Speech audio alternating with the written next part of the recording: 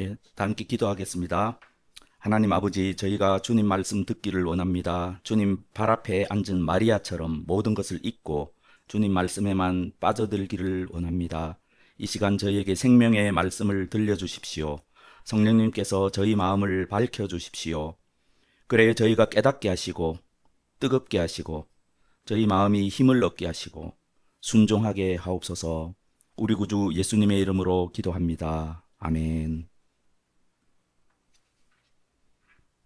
예, 다 함께 읽도록 하겠습니다. 하나님 말씀입니다. 예수께서 다시 비유로 대답하여 이르시되 천국은 마치 자기 아들을 위하여 혼인잔치를 베푼 어떤 임금과 같으니 그 종들을 보내어 그 청한 사람들을 혼인잔치에 오라 하였더니 오기를 싫어하거늘 다시 다른 종을 보내며 이르되 청한 사람들에게 이르기를 내가 오찬을 준비하되 나의 소와 살찐 심성을 잡고 모든 것을 갖추었으니 혼인잔치에 오소서 하라 하였더니 그들이 돌아보지도 않고 한 사람은 자기 밭으로 한 사람은 자기 사업하러 가고 그 남은 자들은 종들을 잡아 모욕하고 죽이니 임금이 노하여 군대를 보내어 그 살인한 자들을 진멸하고 그 동네를 불사르고 이에 종들에게 이르되 혼인잔치는 준비되었으나 정한 사람들은 합당하지 아니하니 너희들이 길에 가서 사람들을 만나는 대로 혼인잔치에 청하여 오라 한데 종들이 길에 나가 악한 자나 선한 자나 만나는 대로 모두 데려오니 혼인잔치에 손님들이 가득한지라. 임금이 손님들을 보러 들어올새 거기서 예복을 입지 않은 한 사람을 보고 이르되 친구여 어찌하여 예복을 입지 않고 여기 들어왔느냐 하니 그가 아무 말도 못하거늘 임금이 사원들에게 말하되 그 손발을 묶어 바깥 어두운 데 내던지라. 거기서 슬피 울며 이를 갈게 되리라 하니라. 청함을 받은 자는 많되 택함을 입은 자는 적으니라. 아멘. 여러분 살면서 특별한 VIP 초청장 같은 것을 받아본 적이 있으십니까? 한번 상상해 보십시오. 두툼하고 묵직한 고급 종이의 금박으로 인쇄된 초청장이 내 책상 앞에 딱 위에 놓여 있습니다. 발신인은 다름 아닌 대통령입니다. 자기 아들 결혼식에 나를 개인적으로 초대했습니다. 정중한 초대죠. 아마 우리는 그날 모든 일정 제쳐두고 옷장 깊은 곳에서 가장 좋은 옷을 꺼내 입고 두둑한 지창금을 뭐라고 그러죠? 축의금을 준비해서 가능하면 아내도 데리고 가서 대통령 부부 어찌하든 눈을 한번 맞춰보려고 애를 쓸지도 모르겠습니다. 이것이 우리가 사는 세상의 당연한 이치라고 생각합니다. 근데 예수님이 들려주신 이야기는 정말 어처구니 없는 사람들이 나오죠. 그 종들을 보내어 그 정한 사람들을 혼인잔치에 오라 하였더니 오기를 싫어하거늘. 여기서 포인트는 싫어했다는 점입니다. 그런데도 왕은 다시 한번 성의껏 초청합니다. 다시 다른 종들을 보내며 이르되 정한 사람들에게 이르기를 내가 오찬을 준비하되 나의 소와 살찐 심승을 잡고 모든 것을 갖추었으니 혼인잔치에 오소서. 왕이 얼마나 정중합니까? 그런데도 사람들은 또다시 거절합니다. 여기서 예수님의 강조점은 아주 분명하다고 생각합니다. 왕이 철저하게 모욕을 당했다는 것입니다. 초청받은 사람들의 변명을 들어보십시오. 왕을 도대체 얼마나 우습게 여겼으면 이런 말도 안 되는 핑계를 대겠습니까? 그들이 돌아보지도 않고 한 사람은 자기 밭으로 한 사람은 자기 사업하러 가고 그 남은 자들은 종들을 잡아 모욕하고 죽이니. 근데 여러분, 우리가 알다시피 이런 일은 아담과 하와 이래 역사 내내 반복되었습니다. 이것이 복음을 대하는 세상의 일반적이고 뻔한 반응이었습니다. 대체로 사람들은 복음을 싫어하고 무시하고 그리고 핑계를 대고 때로는 거칠게 반발합니다. 도대체 우주의 왕이신 하나님께서 여기에 대해서 어떻게 반응하셔야 하겠습니까? 임금이 노하여 군대를 보내어 그 살인한 자들을 진멸하고 그 동네를 불사르고 사람들이 왜 그토록 미련한 선택을 할까요? 왜 온 우주의 왕이신 창조주 하나님의 영광스러운 초청을 계속해서 거절할까요? 죽음을 그토록 두려워하면서도 왜 영생을 공짜인데 그토록 쉽게 내던져 버릴까요? 왜 싫어하고 무시하고 핑계를 대고 심지어 복음 전도자들을 박해할까요? 요한계시록 19장부터 쭉 보면 오늘 본문에 나오는 혼인잔치의 실체가 드러납니다. 왕이 베푸시는 혼인잔치는 바로 어린 양 예수님과 교회의 혼인잔치입니다. 무슨 말씀입니까? 예수님을 믿어 하나님 자녀가 된 저와 여러분은 이 혼인잔치의 단순한 하객이나 들러리가 아닙니다. 당사자입니다. 저와 여러분은 그리스도의 신부입니다. 그렇게 준비되고 있습니다. 다 함께 읽어보도록 하겠습니다. 어린 양의 혼인계약이 이르렀고 그의 아내가 자신을 준비하였으므로 그에게 빛나고 깨끗한 세마포 옷을 입도록 허락하셨으니 어린 양의 혼인잔치에 청함을 받은 자들은 복이 있도다 하고. 사랑하는 형제자매 여러분, 지금 이 시간 우리들이 영적인 눈을 열어서 우리들이 믿고 있는 것들을 한번 좀 생각해 보십시오. 마침내 그날이 오면 우리는 함께 손을 잡고 거룩한 하나님의 왕궁으로 걸어 들어갈 것입니다. 천군 천사들이 우렁차게 빵빠레를 울릴 것입니다. 온 우주가 숨죽여서 우리를 지켜볼 것입니다. 우리는 어디로 걸어갑니까? 하나님 보좌 우편 자리에서 일어나서 친히 우리를 맞아주시는 예수님을 향해 천천히, 아마도 천천히 걸어갈 것입니다. 성부 하나님께서는 끝까지 믿음을 지킨 저와 여러분을 품에 꼭 안아주실 것입니다. 잘하였도다. 잘했다. 착하고 충성된 종아. 성자 예수님께서는 우리의 손을 잡고 생명수 강가를 친히 거니실 것입니다. 성령 하나님께서는 에덴 동산 이후로 완전히 끊겨버렸던 생명의 강을 우리 가슴 속에 흐르게 하실 것입니다. 우리는 한때 메말랐던 그 강가에서 영원한 생명나무의 열매를 먹을 것입니다. 그것은 어두운 밤도 없고 뜨거운 태양도 필요가 없습니다. 삼위일체 하나님의 눈부신 영광만이 환하게 비추고 있기 때문입니다. 그곳에서 우리는 더는 더듬어서 하나님을 찾을 필요가 없습니다. 하나님과 얼굴을 마주보며 그토록 그리워했던 아버지의 품 안에서 영원토록 그렇게 살게 될 것입니다. 사랑하는 형제자매 여러분, 이것이 장난입니까? 이것이 판타지 소설입니까? 이것을 우리 믿음의 선배들이 남긴 이런 증언들을 꾸며낸 허구나 소설로 여기는 사람들만이 감히 창조주 하나님의 초청을 거절할 수 있습니다. 모욕할 수가 있습니다. 그런 사람들은 성령님이 친히 쓰신 하나님의 종도를 통해서 친히 쓰게 하신 이 증언들을 믿지 않습니다. 믿는 척할 뿐입니다. 그렇기 때문에 이 한낱 동전 몇 잎에 눈이 멀어가지고 영원한 금은 보화를 그냥 쓰레기통에 던져버립니다. 그렇기 때문에 수십억 복권을 귀한 줄도 모르고 코 한번 회 풀고 휴지통에 던져 넣어버립니다. 예수님께서 마태복음 13장 44절에서 천국을 무엇에 비유하셨습니까? 천국은 마치 밭에 감추인 보화와 같다고 하셨습니다. 천국이라는 보화의 가치를 아는 사람만 자신의 모든 것을 팔아 그것을 산다고 하셨습니다. 그러나 천국의 가치를 모르는 자들은 핑계를 대며 거절하죠. 여기서 복음의 역설이 생깁니다. 이 왕의 초대를 VIP들이, 잘 나가는 사람들이 거절하자 은혜의 물줄기는 엉뚱한 곳으로 흐릅니다. 결국 혼인잔치에 참석하게 된 사람들은 VIP들이 아니라 길거리에서 초청받은 평범하고 연약하고 그리고 흠이 많은 사람들이었습니다. 다 함께 읽겠습니다. 이에 종들에게 이르되 혼인잔치는 준비되었으나 정한 사람들은 합당하지 아니하니 내거리 길에 가서 사람들을 만나는 대로 혼인잔치에 청하여 오라 한대 종들이 길에 나가 악한 자나 선한 자나 만나는 대로 모두 데려오니 혼인잔치에 손님들이 가득한지라. 이것이 복음의 정수입니다.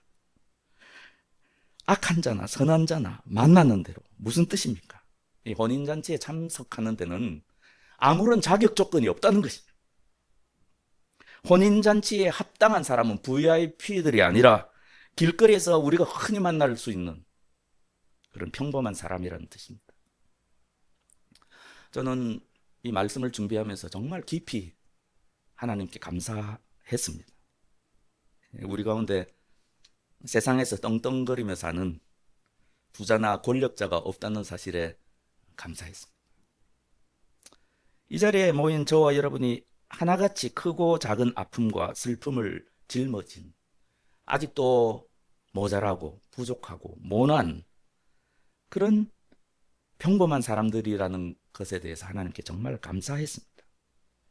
만약에 저와 여러분이 정말 세상에서 잘 나가는 사람이었다면 어떨까요? 저는 끔찍합니다. 아마 오늘 본문에 나오는 사람들처럼 천국의 가치를 알아보지 못하고 은혜를 걷어 찼을지도 모르죠. 하지만 저와 여러분은 그렇게 하지 않았죠. 역사를 정직하게 되돌아서 평가해 보면 이 참된 교회는 언제나 우리처럼 평범하고 연약하고 흠이 많은 자들로 이루어졌습니다. 고린도전서 1장 26절을 보십시오. 다 함께 읽도록 하겠습니다. 형제들아 너희를 부르심을 보라. 육체를 따라 지혜로운 자가 많지 아니하며 능한 자가 많지 아니하며 문벌 좋은 자가 많지 아니하도다. 왜 하나님이 굳이 이런 사람들을 부르실까요? 여기 이어서 29절이 그 정답을 알려주죠. 함께 읽겠습니다. 이는 아무 육체도 하나님 앞에서 자랑하지 못하게 하려 하심이라. 초대교회를 생각해 보십시오. 2세기 로마 제국의 유명한 철학자 켈수스 들어보셨죠? 기독교를 지독하게 혐오했던 철학자입니다. 자기 책에 이렇게 기록했습니다. 저 종교는 어리석고 비천한 자들, 노예와 여자와 꼬마들만 득실거리는 찌질한 종교다. 맞습니다. 이것이 세상 사람들이 보던 초대교회의 실상이었습니다. 세상에서 철저히 무시당했던 사람들, 연약하고 흠이 많은 사람들이 초대교회를 채웠습니다. 그런데 어떻게 됐습니까? 바로 그 연약한 사람들이 거대한 로마 제국을 뒤집어 엎었습니다. 모든 부흥의 시기에는 이와 똑같은 일이 일어났습니다. 1904년 영국 웨일즈의 탄광촌에 임했던 위대한 부흥은 역사상 가장 위대한 부흥으로 알려져 있습니다. 이 부흥을 이끈 주역은 화려한 옷을 입은 대주교나 유명한 신학자가 아니었습니다. 11살 때부터 막장에서 석탄을 캐던 26살의 광부 에반 로버츠였습니다. 세상이 보기에는 못 배우고 찌질한 청년에 불과했습니다. 하지만 하나님께서는 이 비천한 젊은 광부를 사용하셔서 웨일스 전역을 완전히 뒤집어 엎으셨습니다. 당시 복음을 들은 광부들의 삶이 얼마나 철저하게 변했는지 역사의 기록으로 잘 남겨져 있습니다. 술집이 완전히 모든 술집이 문을 닫을 수밖에 없었고 모든 범죄가 완전히 사라져서 경찰이 할 일이 하나도 없었다고 합니다. 이 광부들이 이런 재미있는 에피소드, 광부들이 입에 달고 다니던 그 거친 욕설들, 우리 그런 사람들 알지 않습니까? 갑자기 하루아침에 싹 끊어버리니까 이 탄광에서 석탄을 나르던 그 조랑말들이 이 갑자기 점잖해진 광부의 말을 못 알아들어가지고 이 광산 전체가 일시적으로 마비되었다는 그런 기록까지 있을 정도입니다. 저는 이때야말로 이 복음이 우리나라까지도 영향을 미쳤거든요. 가장 선명한 복음이 전해지고 가장 많은 영혼들이 이렇게 천국에 막 물밀듯이 몰려들어온 그런 역사상 가장 영광스러운 시대 중 하나였다고 생각합니다. 동시에 이 보잘것없는 인생들이 천국으로 쏟아져 나오는 이 영광의 기록은 오늘 베풀어 주신 이 주님의 말씀에 대한 완벽한 해설이라고 생각합니다. 제가 오래전에 제가 무척 힘들 때 문득 밤하늘에 별이 보고 싶어가지고 혼자 차 몰고 저기 강릉 안반대기에 간 적이 있습니다. 답답한 도시를 벗어나서 차박을 하며 머리 위로 쏟아지는 은하수를 실컷 보고 왔습니다. 사랑하는 형제자매 여러분, 교회가 이와 같다고 생각합니다. 도심에서 밤하늘을 올려다보면 어떻습니까? 한 두세 개 볼 수 있겠습니까? 그렇다고 별이 그것밖에 없는 건 아니죠. 몽골이나 호주 사막에 유명한 그 아마추어 천문학자들의 성지가 있습니다. 제가 찾아보니까 그곳에 가면 최소한 이 군포시에서 바라보는 것보다 최소한 100배, 많게는 1000배까지 많은 별이 눈으로 관찰이 된다고 합니다. 교회도 이와 똑같습니다. 당장 내 눈앞에는 몇 명의 성도, 듬성듬성 비어있는 예배당, 빈 의자, 그런 것들만 보이죠. 아주 좀 사람 많은 큰 교회 다니면 아무래도 그곳에는 구원받은 참된 성도들도 많고 또 교회에 대해서 좀 착시 현상이 일어나는 것 있지 않습니까? 좀 낫겠지만 우리처럼 이 작은 교회에 있다 보면 때때로 눈앞에 보이는 현실에 실망할 수도 있죠. 하지만 하나님의 시선으로 보면 완전히 다릅니다. 이건. 하나님의 눈에는 이 땅의 교회와 저 하늘의 교회가 분리되어 있지 않습니다. 우리가 속해 있는 이 하늘의 교회에는 믿음의 조상 아브라함, 다윗도 있고 구약 시대를 살아갔던 시편을 저술했던 수많은 성도들이 있고 또 십자가의 길을 걸어갔던 12사도 그리고 사도 바울도 있고 사자밥이 되면서도 찬양했던 로마 카타콤의 수많은 성도들, 탄광초 막장에서 눈물 흘리던 광부들, 어디 그뿐입니까? 이제 오늘 이 시간 이 순간 저 북쪽 땅에서 숨죽여 예배하는 지하교회의 성도들,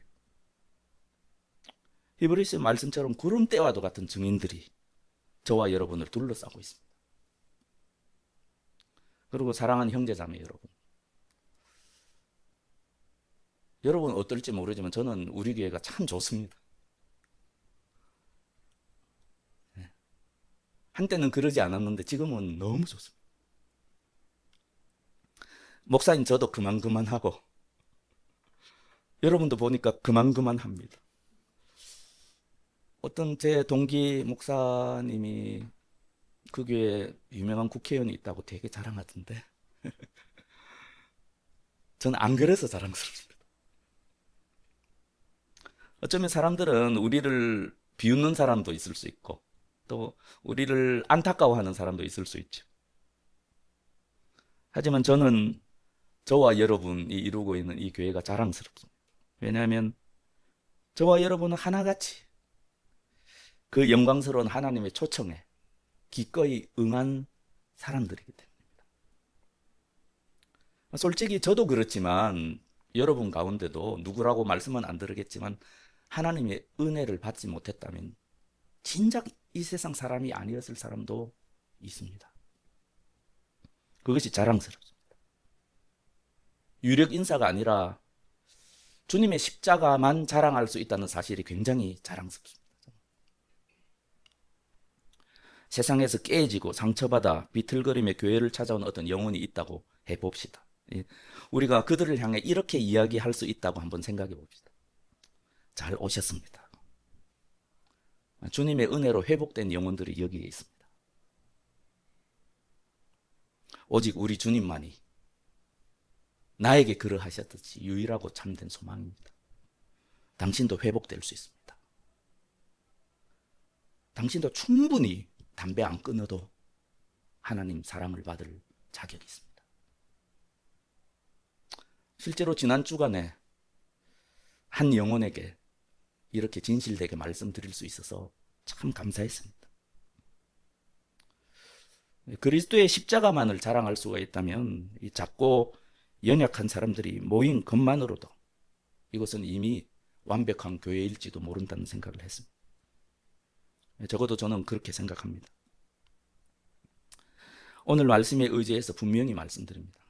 구원의 문턱은 무한히 낮습니다.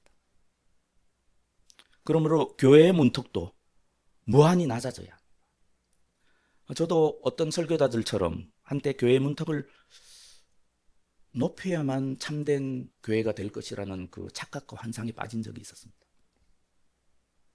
하지만 지금은 확실히 합니다. 교회의 문턱은, 구원의 문턱은, 은혜의 문턱은 무한히 낮고 낮아져야 합니다.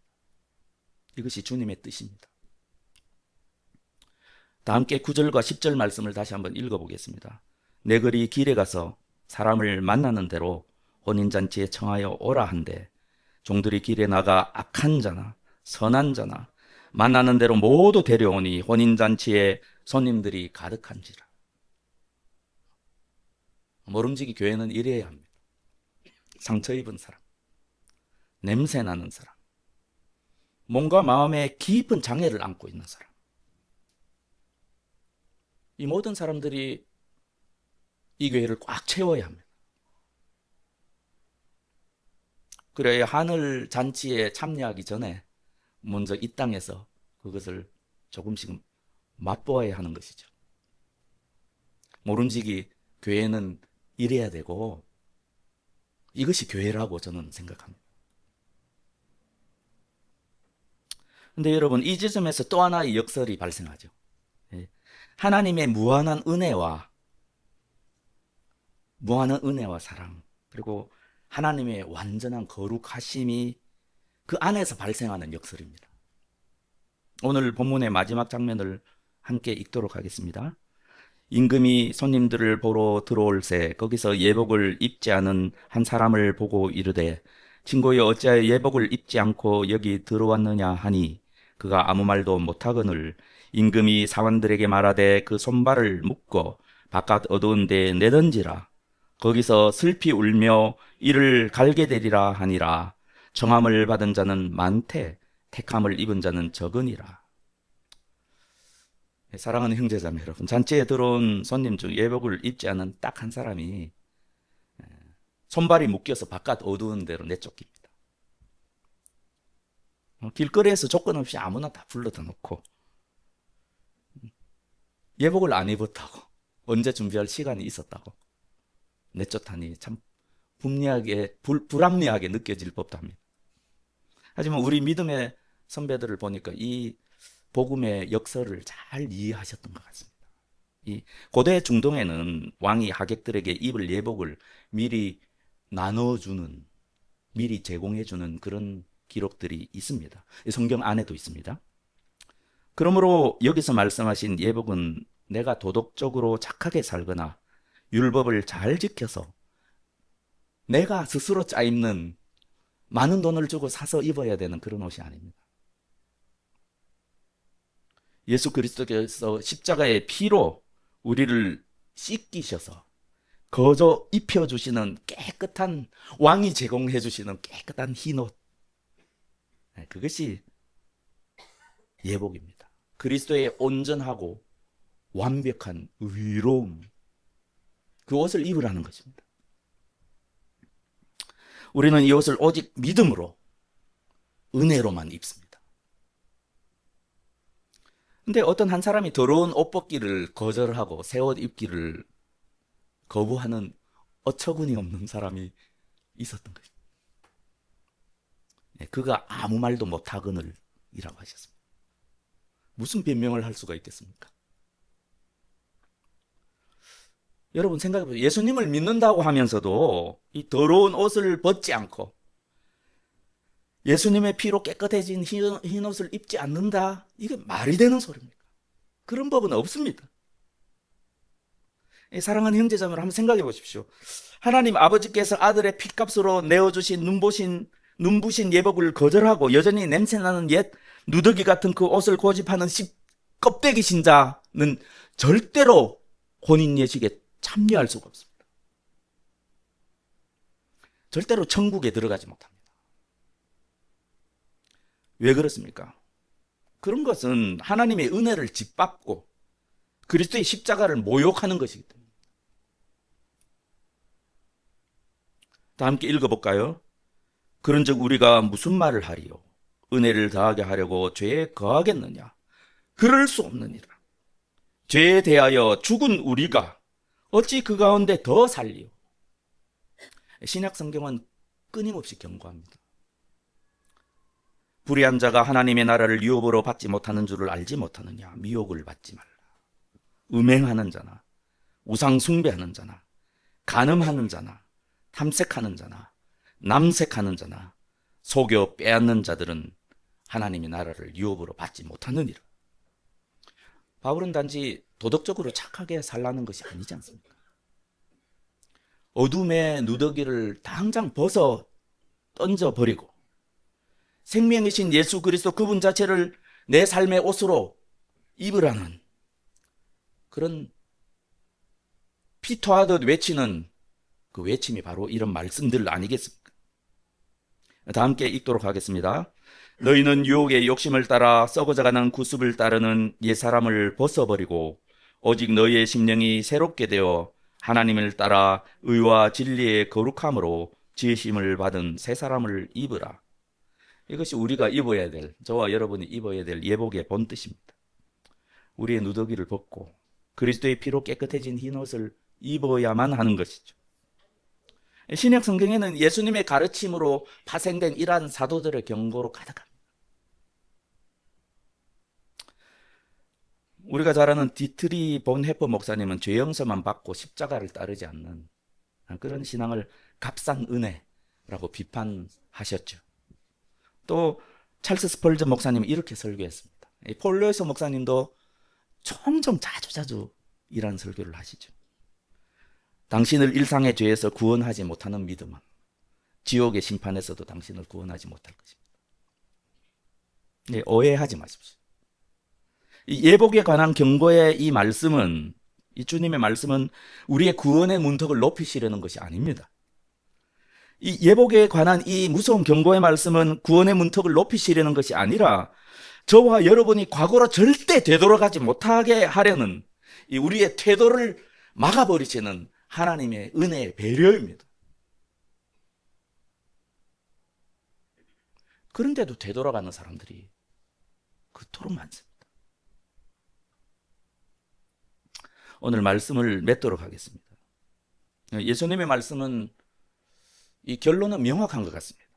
청함을 받은 자는 많되 택함을 입은 자는 진실로 적습니다. 가라지와 쭉정이 교회는 자기가 이미 구원받은 줄 알고 철저히 방종합니다. 나는 세례도 받았고 주일마다 교회도 다니고 있으니 당연히 천국 가겠지. 이런 사람들의 삶을 보면 어떻습니까? 치열함이 전혀 없죠. 편안합니다. 거룩을 향한 몸부림도 없죠. 당연히 회개도 없습니다. 예수님의 열처녀 비유에서처럼 그저 값싼 은혜에 취해서 영적인 잠만 콜콜 자고 있습니다. 하지만 진짜로 택함을 받은 성도는 전혀 다르죠. 이들은 우리 믿음의 선배들처럼 그렇게 살아가죠. 다 함께 읽겠습니다. 그러므로 나의 사랑하는 자들아, 너희가 나 있을 때뿐만 아니라 더욱 지금 나 없을 때에도 항상 복종하여 두렵고 떨림으로 너희 구원을 이루라. 오해하지 마십시오. 이 선택받은 성도의 이 두려움은 구원받지 못할까 봐 공포에 떠는 두려움이 아닙니다. 율법적인 두려움이 아닙니다. 멀게만 느껴졌던 그토록 그리워하고 사랑하던 그 사람을, 그 사랑하는 사람을 처음으로 내 품 안에 안을 때 그 두렵고 떨림, 바로 그것입니다. 그때 느끼는 그 가슴 벅찬 떨림과 두려움. 내가 사랑하는 그분이 나를 위해서 죽기까지 사랑하셨던 그분이긴 하지만 너무나 거룩한 분이시기에 그 거룩하신 하나님 앞에서 느끼는 경외감, 거룩한 떨림, 바로 그것입니다. 그러므로 사랑하는 형제자매 여러분, 여러분 모두 이 시간 두 가지를 주님 앞에 결단하시기를 간곡히 부탁드립니다. 첫째, 우리를 조건 없이 부르시는 하나님의 사랑과 압도적인 은혜에 굴복하시고 그것을 굳게 믿으십시오. 스스로 구원의 문턱을 높이고 율법주의에 빠지지 마십시오. 그렇기 때문에 하나님께서 청하신 많은 영혼들이 지옥으로 달려갔습니다. 그리고 날마다 그리스도의 피를 힘입어서 담대하게 그리고 당당하게 은혜의 보좌 앞으로 날마다 나아가십시오. 그곳에서 오직 하나님 아버지만을 사랑하며 우리의 진짜 왕이신 예수님께 충성하십시오. 그리고 둘째, 매일매일 예수 그리스도의 보혈에 힘입어 여러분의 예복을 깨끗하게 빠십시오. 그리고 그리스도께서 주시는 깨끗한 새 옷을 매일매일 입고 지내십시오. 성령님께서 우리 양심을 찔러주시는 그 죄가 있다면 즉시 회개하시고 주님 앞에 절대로 그러지 않겠다고 그렇게 말씀드리십시오. 밤에 잘 때 그리고 아침에 눈을 뜰 때 주님의 한없는 사랑과 용서의 그 은혜를 생각하시고 여러분의 양심을 깨끗한 채 아무 죄책감 없이 확신 있고 내 인생에 대해서 확신 있게 그렇게 하루를 시작하십시오. 이 사도의 계속되는 권면에 따라서 이 타협 없는 선한 양심, 그것을 주님의 피로 깨끗게 하신 그 선한 양심을 끝까지 잘 지켜내십시오. 오늘 이 말씀을 꼭 기억하셨으면 좋겠습니다. 다 함께 읽도록 하겠습니다. 모든 사람에게 하나님의 구원의 은혜가 나타났습니다. 그 은혜는 우리를 교육하며 경건하지 않음과 속된 정욕을 버리고 지금 이 세상에서 신중하고 의롭고 경건하게 살게 합니다. 그래서 우리는 복된 소망, 곧 위대하신 하나님과 우리 구주 예수 그리스도의 영광이 나타나기를 고대합니다. 세상 무엇과도 바꿀 수 없는 이 거룩하고 영광스러운 구원의 축복이 하나님이 친히 입혀주신 거룩한 예복을 다시 한번 단정히 여미고 매일매일 일상을 치열하게 살아내는 저와 여러분에게 그리고 저와 여러분의 가정에 이러한 축복이 영원토록 충만하기를 우리 구주 예수님의 이름으로 축원합니다. 아멘.